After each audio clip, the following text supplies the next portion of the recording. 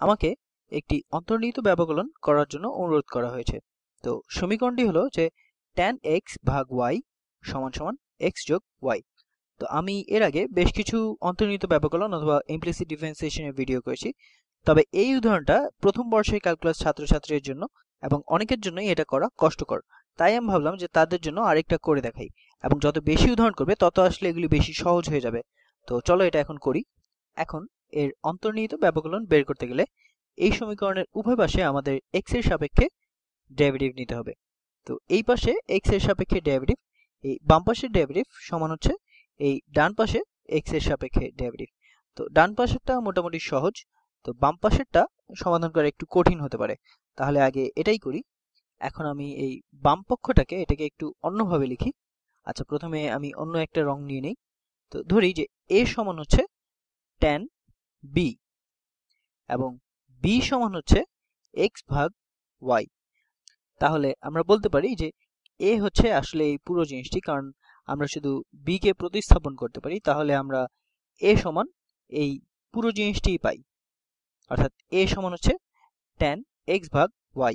তাহলে আমরা যদি এখন x এর সাপেক্ষে এই a এর ডেরিভেটিভ নেই, তো আমরা আসলে এটাই করতে চাই, তো আমরা শুধু বের করতে চাই। আমি এখন দুই পাশেই এদের ডেরিভেটিভ নিই। তো এটা হবে ডেরিভেটিভ a এর জন্য x এর সাপেক্ষে, এটা সমান x এর সাপেক্ষে x এর ডেরিভেটিভ হচ্ছে 1, তো যোগ y এর ডেরিভেটিভ x এর সাপেক্ষে। আচ্ছা, আমি এটাকে এভাবে লিখি যে প্রথমে ডেরিভেটিভ y এর জন্য x এর সাপেক্ষে। তাহলে আমরা আসলে এটাই করলাম যে আমরা y এর জন্য ডেরিভেটিভ নিলাম এবং এর মান কত এটা আমরা জানি না, তো এর মান আসলে আমরা এখানে সমাধান করব। এবং অবশ্যই এটাকে এভাবে ফেলে রাখবো না, আমরা x এর সাপেক্ষে a এর ডেরিভেটিভ নিব। তো এর জন্য এর ডেরিভেটিভ হচ্ছে, আচ্ছা, তো a সমান কি, a সমান হচ্ছে tan b আর b সমান হচ্ছে x ভাগ y। আমি যে কারণে এটা এভাবে লিখেছি তা হলো যে আমি তোমাদের দেখাতে চাইছি যে আমরা যদি এর ডেরিভেটিভ নেই তাহলে এটা আসলে চেইন রুল দিয়েই আমরা এটা এভাবে পাই। এটা কোনো জাদু না যেটা আমরা এখনো শিখিনি। তাহলে ডেরিভেটিভ, আচ্ছা আমি এখানে চেইন রুল অনুযায়ী এটা লিখছি। তো এর ডেরিভেটিভ x এর সাপেক্ষে এটা সমান হবে এর ডেরিভেটিভ b এর সাপেক্ষে গুণ b এর ডেরিভেটিভ x এর সাপেক্ষে। তো এটা আসলে এই চেইন রুল এবং এটা মনে রাখা অনেক সহজ, কারণ এখানে এই ডিবি দুটো কাটাকাটি করে দেওয়া যায় সাধারণ একটি ভগ্নাংশের মতো। তাহলে আমাদের বাকি থাকে শুধু এর ডেরিভেটিভ x এর সাপেক্ষে। তাহলে b এর সাপেক্ষে এর ডেরিভেটিভ কত হবে? b এর সাপেক্ষে এর ডেরিভেটিভ হবে, এটা আসলে খুবই সহজ, এটা তেমন কিছুই না, এটা হবে 1 ভাগ cos স্কয়ার b। আর যদি এটা তোমার মনে না থাকে তাহলে তুমি এটাকে নিজের জন্য প্রমাণ করে নিতে পারো। এটা আসলে কিছুই না, এটাকে শুধু sin b ভাগ cos b আকারে লিখতে হবে। তো এটা একটি সাধারণ ত্রিকোণমিতিক ডেরিভেটিভ যেটা সবাই সবসময় মনে রাখে, এবং আমার মনে হয় আমি আগে একটা ভিডিওতে এটা প্রমাণ করে দেখেছি। তো এখন এটা সমান অনেক বই লেখা থাকে যে secant স্কয়ার b, কিন্তু আমরা জানি যে secant স্কয়ার b মানে হচ্ছে 1 ভাগ কোসাইন স্কয়ার b, এবং আমি সিকেন্ট বা কোসিকেন্ট বাদ দিয়ে এটাকে শুধু মূল ত্রিকোণমিতিক ফাংশন বা ত্রিকোণমিতিক অনুপাত হিসেবেই রাখতে চাই। এখন দেখি যে x এর সাপেক্ষে b এর ডেরিভেটিভ কত হয়। আচ্ছা, তো b এর ডেরিভেটিভ x এর সাপেক্ষে কি হবে? আচ্ছা, b কে আমি আবার লিখছি এভাবে যে b সমান হচ্ছে x গুণ y পাওয়ার -1। এখন x এর সাপেক্ষে b এর ডেরিভেটিভ বের করতে গেলে আমরা এখানে চেইন রুল ব্যবহার করতে পারি। তো আমি বলতে পারি যে, আচ্ছা আমি এখানে লিখি যে b এর ডেরিভেটিভ x এর সাপেক্ষে সমান x এর ডেরিভেটিভ গুণ y পাওয়ার -1। তো x এর ডেরিভেটিভ হলো 1 গুণ y পাওয়ার -1 যোগ, এখন আমরা y এর ডেরিভেটিভ বের করব। আচ্ছা আমি এখানে লিখছি যে ডেরিভেটিভ x এর সাপেক্ষে y পাওয়ার -1 এর জন্য এবং গুণ এই প্রথম রাশিটি, তো এটা হবে গুণ x। তাহলে এখানে এই জিনিসটা বুঝতেই পারছো যে আমি এখানে এটা এখনো সরল করিনি, আমাকে এটা এখনো এটার মান বের করতে হবে। তবে আমি এখানে শুধু প্রোডাক্ট রুলটা ব্যবহার করছি। তো প্রথম পদের ডেরিভেটিভ গুণ দ্বিতীয় পদ এবং যোগ দ্বিতীয় পদের ডেরিভেটিভ গুণ প্রথম পদ, আমি এখানে এটাই করছি, আর কিছু করিনি।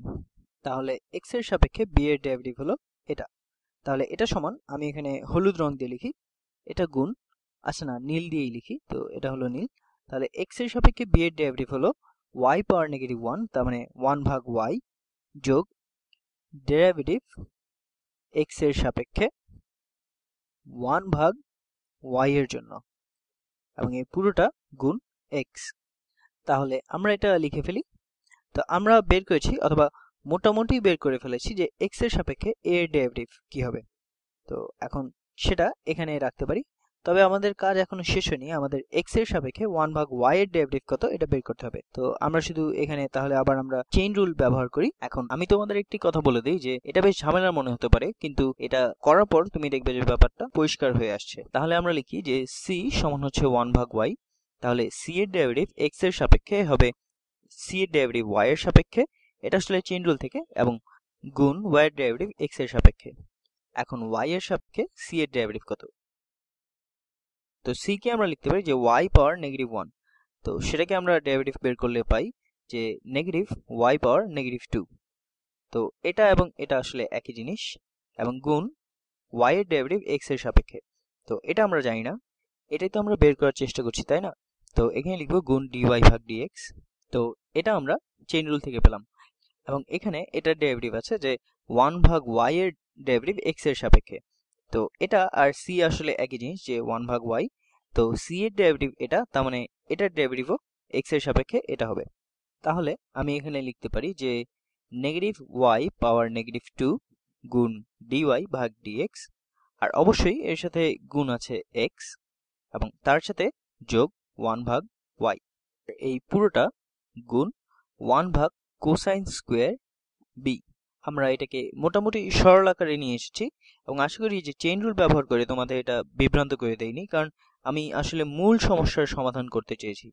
তো এই ডেরিভেটিভ করতে গিয়ে এই dy ভাগ dx এটা এমন কিছু না যেটা তুমি মুখস্থ করবে, এটা খুব স্বাভাবিকভাবেই চেইন রুল থেকে চলে আসবে। তাহলে আমরা dA ভাগ dx এর সমাধান করলাম, এবং এটা হচ্ছে এই রাশিটি। তাহলে আমি এটা এখানে লিখে ফেলি।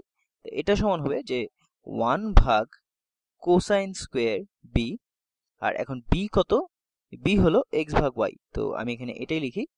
তো কোসাইন স্কোয়ার x ভাগ y, এবং গুণ এখানে গুণ এই পুরোটা। তো এটা হবে 1 ভাগ y যোগ না বিয়োগ x ভাগ y স্কোয়ার, আমি এটাকে সরল করে ফেললাম, গুণ dy ভাগ dx। dy ভাগ dx।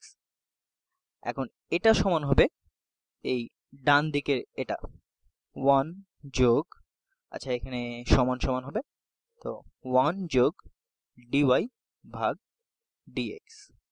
এখন শুধু আমাদের dy ভাগ dx এর মান বের করলেই হয়ে যাবে। তো আমি আরেকবার দেখে নিই যে আমরা কি কি করলাম। তো এই পর্যন্ত আসতে আমরা প্রতি ধাপেই চেইন রুল ব্যবহার করেছি, কিন্তু তুমি একবার যখন জিনিসটা বুঝে যাবে তখন তুমি সরাসরি এখানে চলে আসতে পারবে। এবং যেভাবে তুমি এটা করবে তা হলো যে, আচ্ছা প্রথমে দেখি যে ডান পক্ষে কি আছে। তো এখানে x এর ডেরিভেটিভ হলো 1 যোগ x এর সাপেক্ষে y এর ডেরিভেটিভ হলো dy ভাগ dx, আর বাঁদিকে তুমি এই পুরোটার ডেরিভেটিভ বের করবে x ভাগ y এর সাপেক্ষে। তো ট্যানজেন্টের ডেরিভেটিভ হলো 1 ভাগ cos স্কয়ার।